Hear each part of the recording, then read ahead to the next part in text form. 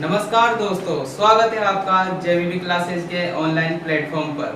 अपन पढ़ रहे हैं प्रकाश वाला चैप्टर और अपन ने पढ़ लिया था अवतल लेंस और उत्तल लेंस के बारे में। आज अपन चर्चा करेंगे कि उत्तल लेंस से प्रतिबिंब का निर्माण कैसे होता है, कहाँ वस्तु को रखेंगे तो उसका प्रतिबिंब कहाँ बनेगा, वो एक साथ एक सारणी के रूप में देखेंगे। देखो, उत्तल लेंस के द्वारा जो प्रतिबिंब बनते हैं वो 6 स्थितियों में बनते हैं। कितनी स्थिति में बनते हैं? 6 स्थिति में।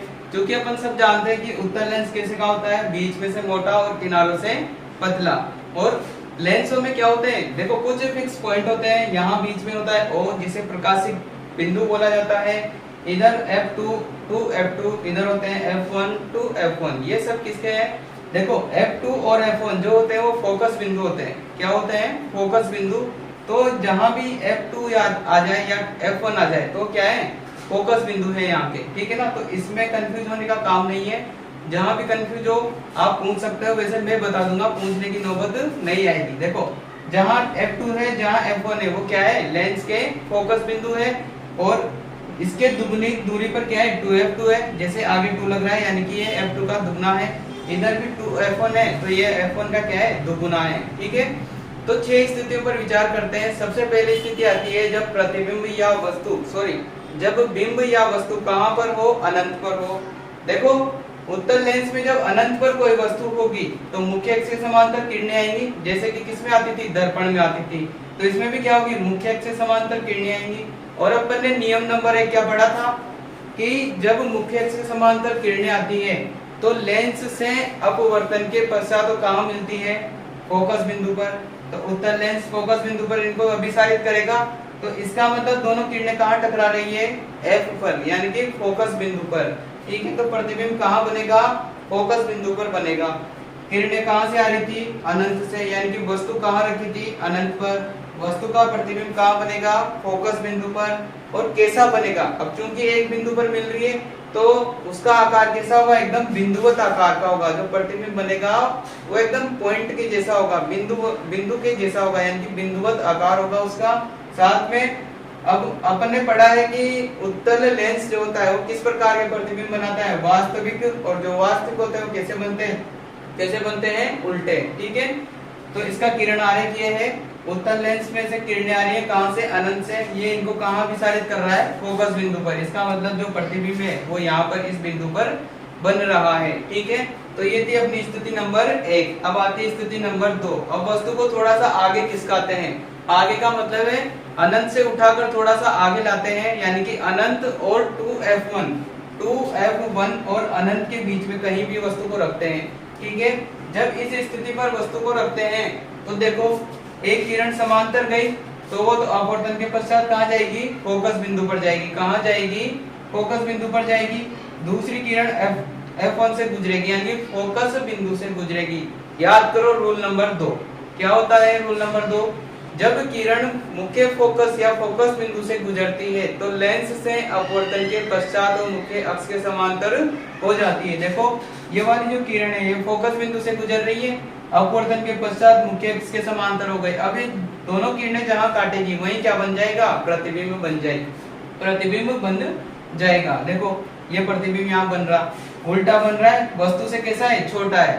तो इधर देखो, F2 व 2F2 के मध्य कहां बन रहा है प्रतिबिंब? F2 व 2F2 के मध्य। कैसे बन रहा है? वस्तु से छोटा बन रहा है, वास्तविक बन रहा है और उल्टा बन रहा है। तो ये थी अपनी स्थिति नंबर 2।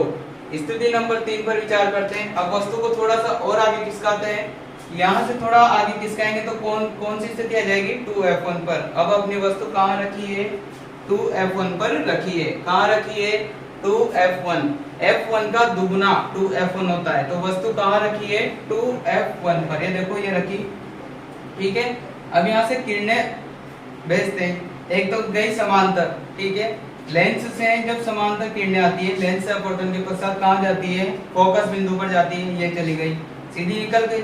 दूसरी किरण भेज दी मैंने फोकस बिंदु पर। नियम नंबर 2 क्या होता है? जब किरण मुख्य फोकस से गुजरती है तो लेंस से अपवर्तन के पश्चात मुख्य अक्ष के समांतर हो जाती है। यही था रूल नंबर 2।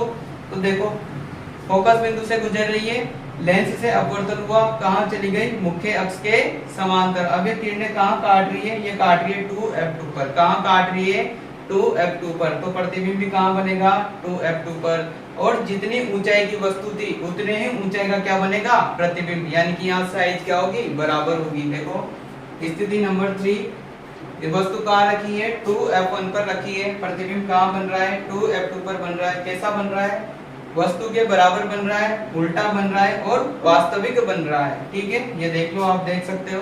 ठीक है, स्थिति नंबर 4 पर विचार करते हैं। अब वस्तु को थोड़ा सा और आगे खिसकाते हैं। कहाँ खिसकाएंगे, पहले 2f1 पर थी, थोड़ा सा आगे खिसकाएंगे तो कहाँ जाएगी, इन दोनों बिंदुओं के मध्य आ जाएगी। यानी कि 2f1 और f1 के मध्य आ जाएगी। ये देखो वस्तु को कहाँ रखा, 2f1 और f1 के मध्य रखा।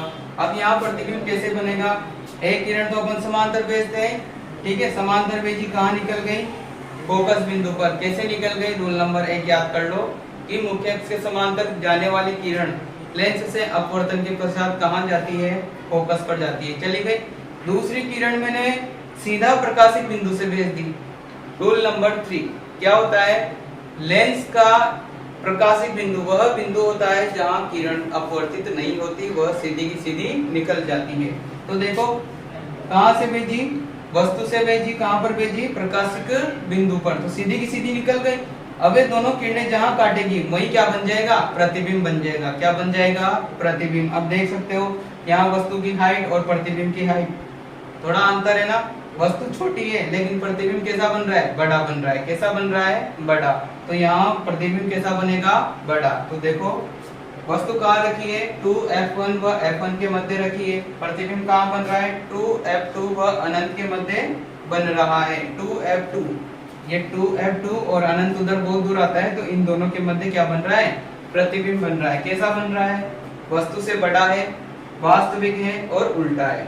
ठीक है, अगली स्थिति पर विचार करते हैं, स्थिति नंबर 5। अब वस्तु को थोड़ा सा और आगे खिसकाते हैं। पहले कहाँ थी, 2f1 व f1 के मध्य थी, थोड़ा सा आगे खिसकेगी तो कौन सा बिंदु आ जाएगा, f1 आ जाएगा। यानी कि f1 पर रख दी है इस बार वस्तु। तो देखो कहाँ रखी, f1 पर रख दी। अब इसका प्रतिबिंब कहाँ बनेगा वो समझते हैं। देखो एक किरण तो अपन ने किसके समांतर भेज दी, मुख्य अक्ष के समांतर, वो अपवर्तन के पश्चात कहाँ जाएगी, फोकस बिंदु पर जाएगी। एक किरण भेज दें अपन प्रकाशिक बिंदु पर, देखो भेज दी। अब ये दोनों रेखाएं क्या है, समांतर हो गई। क्या हो गई, समांतर। अब समांतर किरणें कभी एक दूसरे को काटती क्या, नहीं काटती। ऐसा माना जाता है कि अनंत पर काटती है। अनंत किसी ने देख ही नहीं रखा, बहुत दूर होता है, बहुत दूर। तो ये दोनों किरणें बहुत दूर यानी कि अनंत पर जाकर काटेगी, वास्तव में काटेगी नहीं, पर ऐसा मान लिया जाता है कि अनंत पर काटेगी।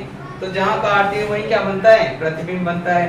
तो इसका मतलब इसका प्रतिबिंब कहाँ बनेगा, अनंत पर। और चूंकि बहुत दूर बन रहा है तो वस्तु से क्या बनेगा, बहुत बड़ा बनेगा। कैसे बनेगा, बहुत बड़ा। जितना दूर प्रतिबिंब बनेगा वो उतना ही बड़ा होता है। और चूंकि ये कहाँ बन रहा है, अनंत पर, इसलिए बहुत बड़ा बनेगा, वास्तविक बनेगा और उल्टा बनेगा।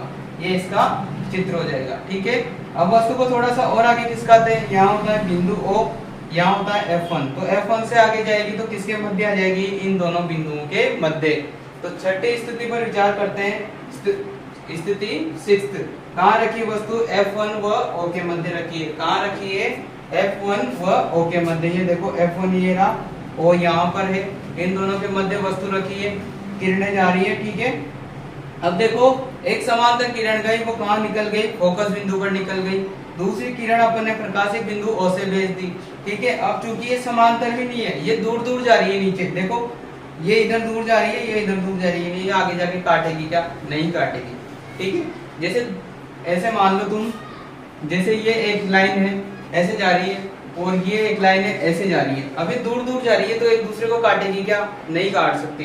तो इनको पीछे थोड़ा डॉट डॉट बनाएंगे, इसको डॉट डॉट पीछे खींचा, इसको थोड़ा डॉट डॉट पीछे खींचा, तो पीछे काल्पनिक रूप से एक दूसरे को काटेगी। कैसे काटेगी, काल्पनिक रूप से। और जहां भी काटेगी तो वहां एक तरह से काल्पनिक प्रतिबिंब का निर्माण होता है, जिसे अपन बोलते हैं आभासी प्रतिबिंब। कैसा प्रतिबिंब, आभासी, जिसे प्रत्येक प्राप्त नहीं किया जा सकता, जो काल्पनिक होता है उसे क्या कहते हैं, आभासी प्रतिबिंब। तो यहाँ किस प्रकार का प्रतिबिंब बनेगा, आभासी बनेगा। और कैसा है, जैसे वस्तु का सिर ऊपर है तो प्रतिबिंब का सिर भी कहाँ है, ऊपर। तो ये कैसा बनेगा, सीधा बनेगा। तो देखो वस्तु से बड़ा तो दिख ही रहा है अपन को, आभासी है और सीधा है। तो इस स्थिति में थोड़ा सा अलग बनता है। उत्तल लेंस की एकमात्र यह स्थिति है जिसमें केवल प्रतिबिंब कैसा बनता है, आभासी बनता है। तो ये थी उत्तल लेंस की 6 स्थितियां। आई होप आप सबको समझ में आई होंगी। देखो 5-6 मिनट में अपन पूरा रिवीजन कर लेते हैं एक टॉपिक का, ये बहुत अच्छी बात है। और अगर आपको इसमें भी कुछ डाउट है तो आप एक बार नहीं 2 बार देखो, आपको 100% की समझ में आएगा। फिर भी अगर किसी को डाउट है तो अपने पास एक सॉल्यूशन है, इसे कमेंट बॉक्स में आप अपना डाउट लिखो, या फिर हमारे जो इंस्टाग्राम पेज है जेवीबी क्लासेज का, उसमें आप डीएम कर सकते हो। ठीक है, थैंक यू।